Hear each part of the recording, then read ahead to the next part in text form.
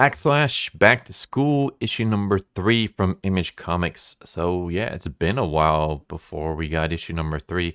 I don't know how comics are some of these days.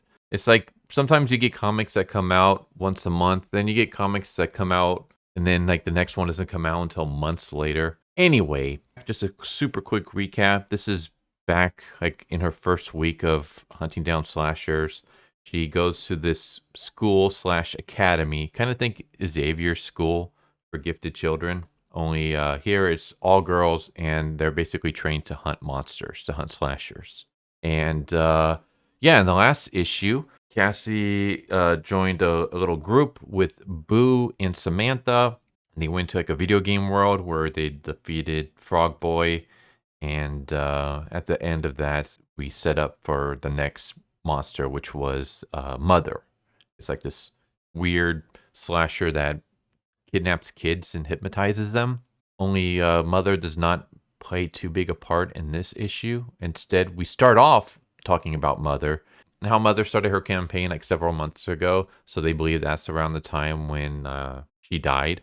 Basically, slashers are created from humans who are killed or just die, who have like a lot of like anger or resentment or just something really effed up about them. So they're trying to figure out more on Mother. Meanwhile, we get a little bit of like slice of life stuff. Like so, Boo has turned 21, and the girls decide to get some drinks and get drunk. And Boo kisses Cassie and basically asks like if she's into girls, which the answer is yes, but not right now.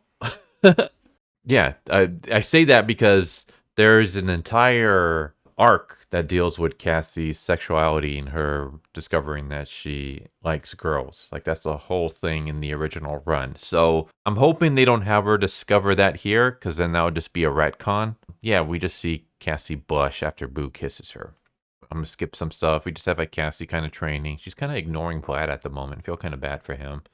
She befriends Samantha. Like it started off as rivals, but now it turns out that Samantha is a huge fan of anime. She has like a Naruto headband, a Pokeball, Pikachu, what looks like Sailor Moon in a bikini. I don't know.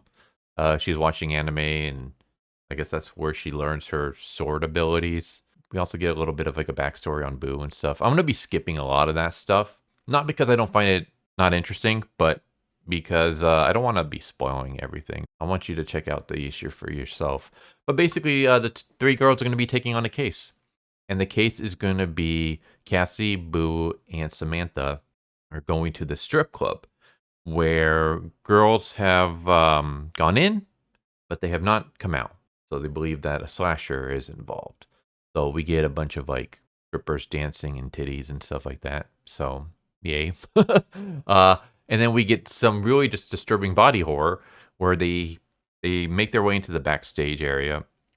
They basically like fake that they're new girls who are auditioning to become strippers, and the bouncer just like lets them in. And as they're in the backstage, they hear this locker like shaking, and it opens up, and there's this effed up looking girl who's kind of like meshing into this flesh pile. And she basically begs the girls to help save her daughter. That she came to the strip club for a job. She's a single mother, and she didn't want to bring her daughter, but she had nowhere else to take her daughter. She didn't want to leave her daughter home alone because her daughter's too young. So she brought the daughter with her. And then this weird guy who runs the place injected her with some weird chemical that's turning her into this weird flesh pile, and that he plans on having some kind of ideas with the daughter. Not in that kind of way, but he plans on using the daughter in his experiments. And so she wants the girls to save her daughter. And then that's when a giant monster lady attacks. She's basically like a spider lady with a bunch of arms. And I'm like, okay, this is cool. Like, I like this design. It reminds me very much of like a yokai, like from some kind of like Japanese mythology, the whole spider lady. But yeah, they realize that their weapons aren't really doing much. So, for example, they cut off a limb, but it quickly grows back. Cassie's bat is doing absolutely no damage whatsoever. So the girls realize, hey, Cassie, you're kind of useless right now. Get out of here, make an escape, and call for backup. So Cassie leaves through a vent while the other girls get kidnapped.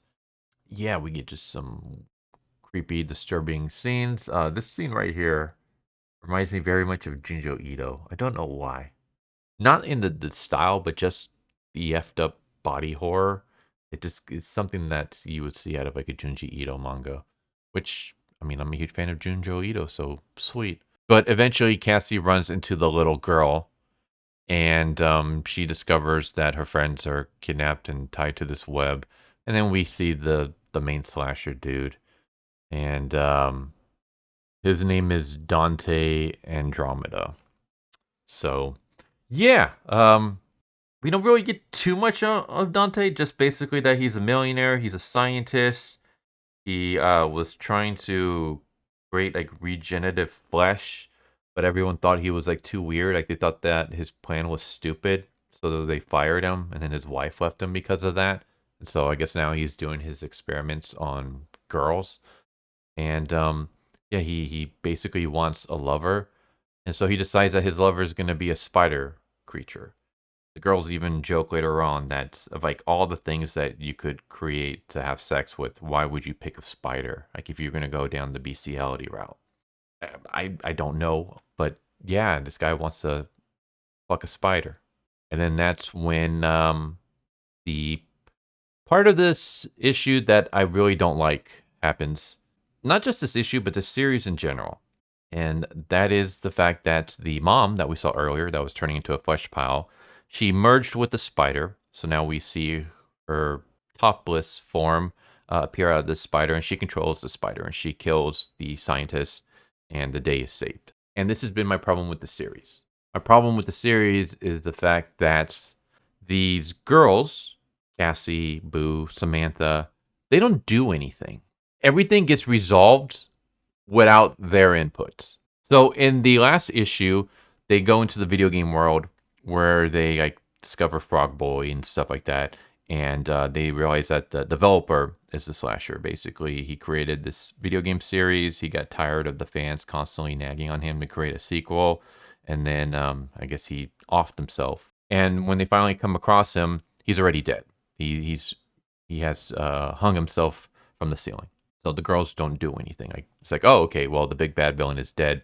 Yay, we survived. We succeeded in our mission. Good job, everybody. They go home. And here, the girls don't do anything. Two of the girls, Samantha and Boo, get captured and they're webbed to a wall. Meanwhile, Cassie is like trying to slice at the scientist, and she cuts him in half, but he quickly regenerates. And so she's shit out of luck until the Spider Woman comes and eats them. So once again, the girls don't do anything. They didn't defeat the slasher. It was outside forces that did it. In the previous issue, the slasher was already dead when they arrived, and in this one, another woman kills the slasher. So we just have this thing where the girls aren't doing anything. They take a mission, they fight for a little bit, and then everything gets resolved without them doing anything about it. So I don't know. I kind of wish that the girls had more agency, like that they were actually contributing to the defeat of the slashers. And I get it, like they're girls, they're new to this, or at least Cassie's new to this. I'm assuming Boo and Samantha maybe have been doing this for a while, but not too long. But still, like I don't mind if they fail. I don't mind if they get their ass kicked at first and then they come up with some way to save the day and defeat the slasher. I just wish that they were doing at least something, because they don't do anything. They're not the ones to beat the slasher. The slasher either beats itself or some other creature comes and beats it for them. So it's just kind of like, okay, like what are these girls doing? Why are they going on these missions if they're not succeeding in any way? They're not doing anything. So that's been my biggest problem with this series, because we're 3 issues in, and we had that happen in all 3 issues. Well, we had that happen in 2 issues. In the first issue, Cassie gets saved by someone, Darla, who is the lady that runs the academy. She's the one that saves Cassie in the first issue. And it's been a while since I've read it, so I don't remember if Cassie actually does anything else. But in the second issue, Slasher's already dead. In this issue, Slasher gets killed by Spider Lady. So yeah, I'm hoping by the 4th issue they do something. Like maybe Cassie is the one that defeats Mother. That would be nice, but I guess we'll see. Other than that, like I enjoy this series. I think the artwork is really good. Zoe does both the art and the story. And the story itself isn't terrible. Like there's some really cool moments. Like the whole like stripper flesh body spider lady kind of thing. Like that's cool. The idea of mother is kind of cool. Even in the previous issue, the whole the girls going into like a video game world and that becoming horrifying and using pixel graphics and stuff. Like that's cool. Like I like all that stuff. Even the idea of Cassie going to a school to fight slashers. I'm totally fine with that. So I don't really have a problem with the writing. Though I will say that some of the characters feel a bit kind of cliche at times, but I don't, it's not too big of a problem. Like, oh, this girl likes anime. Like, all right, you know, whatever.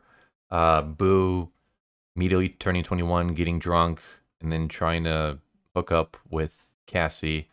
I'm like, okay, whatever. Like, Boo is kind of crazy, so I don't have a problem with that. Again, I do hope Cassie doesn't realize she's into girls in this series just because of the whole retcon aspect. But other than that, like characters are fine, story itself is fine. The only problem is just the defeating the villains. That's my biggest issue with the writing. Other than that, like I do really enjoy the series. I do recommend it. And yeah, there's still more, but I'm not going to spoil the rest of the issue. I will say go check it out. There's Hack Slash Back to School issue number 3. I enjoyed it. Hope that you enjoyed, and I hope to see you next time. Take care. Later. Thank you for watching my video. I hope you enjoyed it. If you didn't, I still want to thank you for watching it this far, and I hope the next one is more to your liking. With that said, thank you once again, and I hope you guys and gals have a good one. Later.